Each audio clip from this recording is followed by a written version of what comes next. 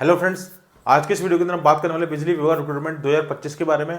और इसके अंदर आप क्लास 10th पास हो, 12th पास हो या फिर आप ग्रेजुएट हो तो आप इसमें अप्लाई कर सकते हो, क्योंकि इसके अंदर जो टाइप ऑफ वैकेंसी है वो एकदम वेरियस पोस्ट पर निकली हुई है। मतलब हर पोस्ट पर हर एजुकेशन क्वालिफिकेशन के अकॉर्डिंग उसमें पोस्ट निकाली गई है। सो प्लीज़ इस वीडियो को एंड तक जरूर देखना और चैनल पर नहीं तो चैनल को सब्सक्राइब कर लेना, ताकि आपको लेटेस्ट जॉब की जो नोटिफिकेशन रहेंगे आपको मिलते रहेंगे सबसे पहले। ठीक है, सो चलिए अब हम बात करते हैं इस वैकेंसी के बारे में। क्या एजुकेशन क्वालिफिकेशन मांगी गई है और इसका क्या क्राइटेरिया है, क्या सिलेक्शन प्रोसेस है, सारी चीज इस वीडियो के अंदर हम जान लेंगे बारीकी से। ठीक है, सो ये जो रिक्रूटमेंट आई है पीएसटीसी बिजली विभाग रिक्रूटमेंट 2025-26 की रिक्रूटमेंट है ये। ठीक है, अब इसके अंदर देखो जो पोस्ट आई है ना वो कौन कौन से आई है।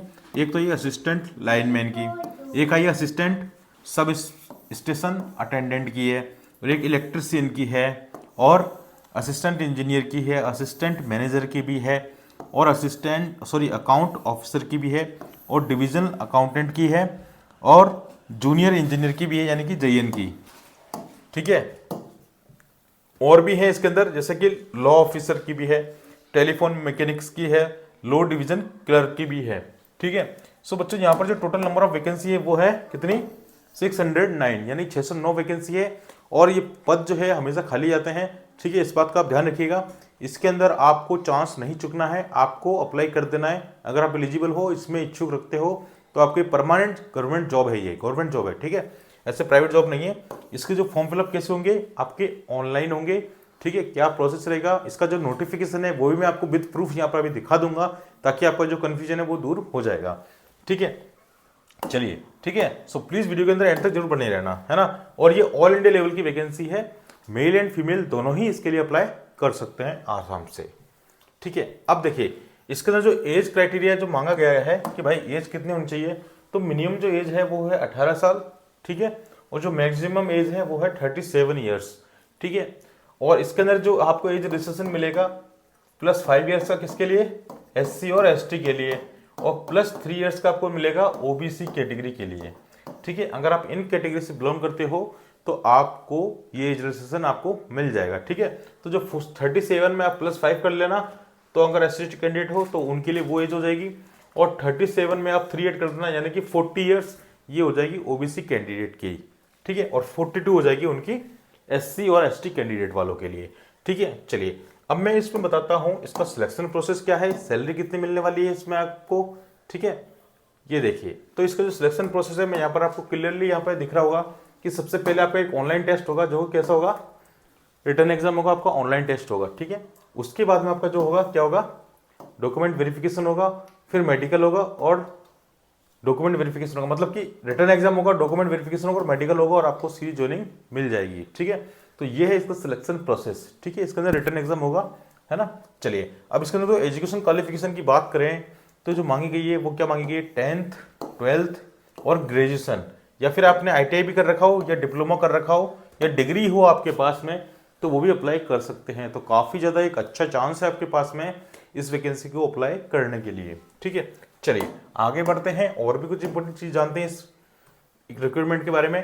चलो अब इसके अंदर हम बात करते हैं कि भाई आपको जो इंपॉर्टेंट डॉक्यूमेंट्स चाहिए वो कौन कौन से चाहिए। देखो, एक तो फोटो होना चाहिए आपके पास, सिग्नेचर होना चाहिए और आधार कार्ड होना चाहिए। लेकिन एक बात ध्यान रखना बच्चों, यहाँ पर आधार कार्ड के अंदर जो क्लास 10th की मार्कशीट के अंदर आपका जो नेम है ना, और जो डीओबी है, डेट ऑफ बर्थ, वो एज इट इज क्या होनी चाहिए, सेम होनी चाहिए किसके, ठीक है, आधार कार्ड में।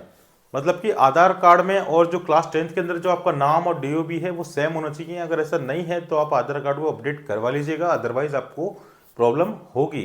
ठीक है, सो आपको ही पता है कि आधार कार्ड में अपडेट होने में कम से कम 10 से 12 दिन लगते हैं। सो अगर ऐसा नहीं है तो आप उसको अभी आज ही ठीक कराने के लिए डाल दीजिए, ताकि आपको वो जो आधार कार्ड अपडेट हो जाएगा। ठीक है, चलिए एज प्रूफ के लिए हम बात करें, यहाँ पे देखो कास्ट सर्टिफिकेट कैसे लगेगा, सेंट्रल का कास्ट सर्टिफिकेट लगेगा आपका। ठीक है, और एज प्रूफ के लिए आप दोगे क्लास 10th की मार्कशीट। ठीक है, 10th की मार्कशीट ही एज प्रूफ के लिए होती है। ओके, ये चीज एकदम क्लियर हो गई आपको। चलिए अब हम इसकी इंपोर्टेंट डेट्स के बारे में बात करते हैं। चलिए, सो इंपोर्टेंट डेट्स जो है बच्चों वो क्या क्या रहने वाली है, 17 नवंबर 2025 से इसके जो आवेदन है, ऑनलाइन फॉर्म जो है वो स्टार्ट हो चुके हैं। ओके, ये चीज एकदम क्लियर होगी। ओके, इसकी जो लास्ट डेट है बच्चों वो है कितनी, 16 दिसंबर। ठीक है, इस बात को आप ध्यान रखिएगा।